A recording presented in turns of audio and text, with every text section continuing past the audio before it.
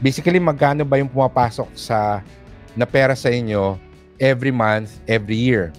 Ano yung mga factors that affect your income? Of course, yung cash flow or sweldo. Magkano yung sweldo or salary na natatanggap mo every month?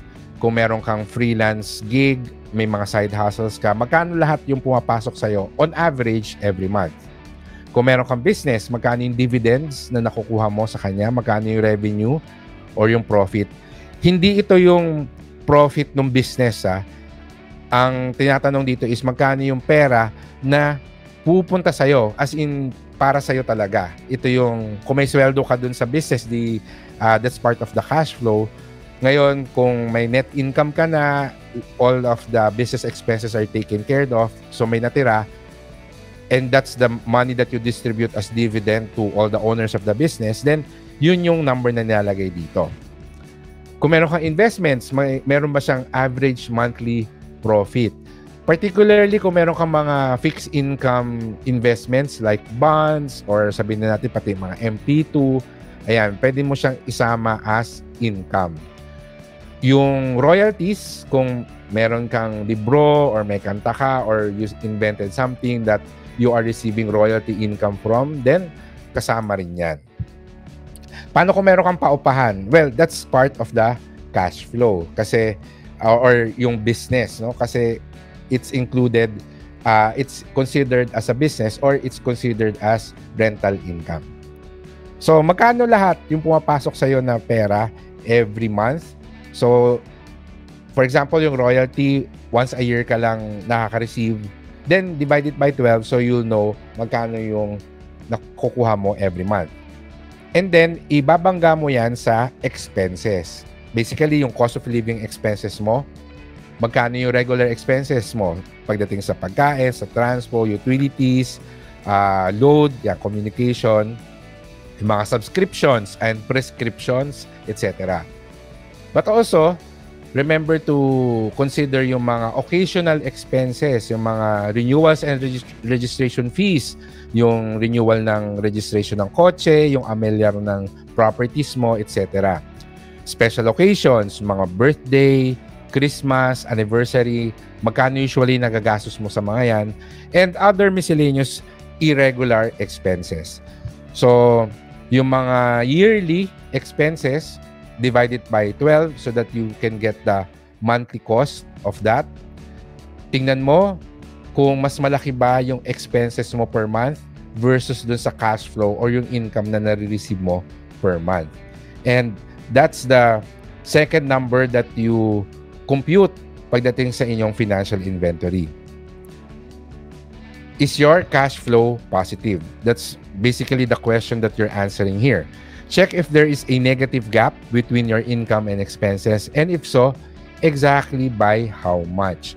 So kung ang total income mo is 25,000, tapos yung total expenses mo is 22,000, then you're technically doing good. Meron kang 3,000 na positive gap dun sa dun sa cost of living expenses mo. Pero let's just say na 27,000 yung expenses mo. Hindi mo siya nararamdaman dahil minsan yung mga irregular expenses, yun yung nagpapalaki. So kung ang kukunin mo lang ay yung regular monthly expenses mo, makikita mo na 23,000 per month siya. So feeling mo okay kasi 25,000 yung cash flow mo per month.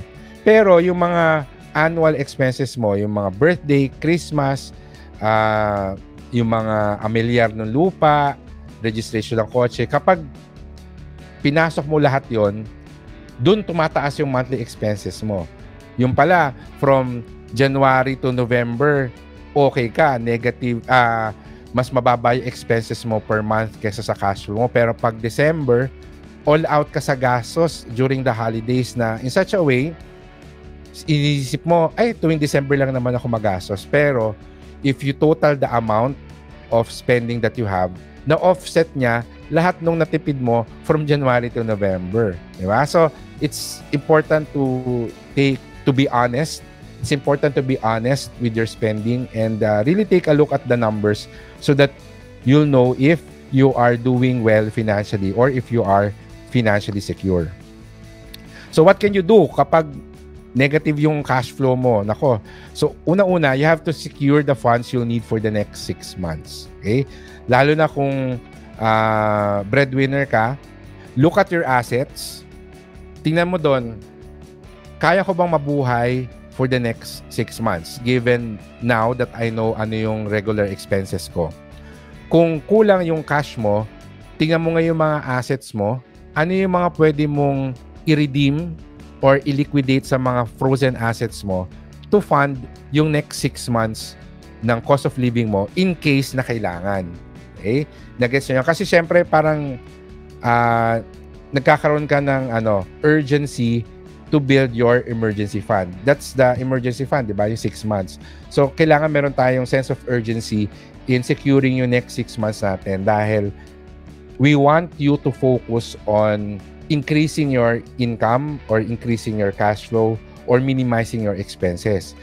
Sana hindi na dumagdag sa iniisip natin kung saan tayo kukuha ng pera panggastos araw-araw. So at least kung na-set aside mo yung fund mo for the next 6 months given your cash and the assets that you have that you can liquidate, then you can focus more on improving your cash flow. Of course, find ways to minimize your costs and eliminate some expenses. Yun din yung advantage pag sinulat mo yung mga monthly and yearly expenses mo. Mas madaling ma-pinpoint kung ano yung pwedeng bawasan. Get ready to generate or build additional sources of income. So, syempre, mas maganda kung mas marami tayong sources of income. May mga multiple sources of income tayo. Sometimes, the best that we can do is to find a side hustle. And I think marami na rin namang mga opportunities ngayon to earn extra income from a side hustle. Marami mga online opportunities and we can definitely look into that. Bakit kailangan tingnan itong mga numbers na to? I've always believed that you cannot improve what you don't measure and you cannot hit a target that you don't see. Paano mo ma-improve yung net worth mo? Paano mo ma-improve yung cash flow mo kung hindi mo alam kung nasaan ka ngayon exactly if you don't know your numbers? Ang maganda dyan, when you make some effort to improve your net worth and to improve your cash flow, after a month, after 2 months, when you calculate your numbers again and you see that there's improvement, then that's your validation na nagwo-work or effective yung strategy na ginawa mo. And what you can do is just continue doing those. Sabihin na natin na pagdating sa cash flow, rumakit ka, syempre pag mayroon ka side gig, mayroong mga bagong expenses yan, and then at the end of the month, you see na parang walang effect. It's important to measure kung gaano ka-effective yung mga ginagawa mong strategies to improve your numbers. And you cannot hit a target that you don't see. Mas maganda na alam mo kung ano yung goal mo so that you can see if ano ba yung gagawin mong plano, kung yung gagawin mong plano ay kayang abutin yung goal mo. For example, yung current na income mo is 25,000, tapos yung gastos mo per month is around 28,000. So meron kang 3,000 na short, no? Meron kang negative gap na 3,000. Itong gagawin kong gig, sabihin na natin na magtitinda ako ng magbe-bake ka tapos magbebenta ka ng cookies and cupcakes. I-compute mo ngayon, itong pagbebenta ko ng pastries, magkano yung target or magkano yung potential revenue ko, net income ko per month. Given the ingredients, the labor, and magkano gaano karaming pastries yung kaya mong i-bake in a week at kaya mong ibenta, nung kinumpute mo, lumabas na magni-net income ka ng around 2,500 pesos. So, since 3,000 yung target mo, kulang. You can now re-strategize, think again, ano yung pwede kong gawin para ma-improve yung revenue ko dito sa pastry home-based business na bala ko. Or baka may ibang side gig na lang or ibang venture na lang yung mas worth it para ma-hit ko yung target ko na 3,000 to close yung gap ko between my income and my expenses.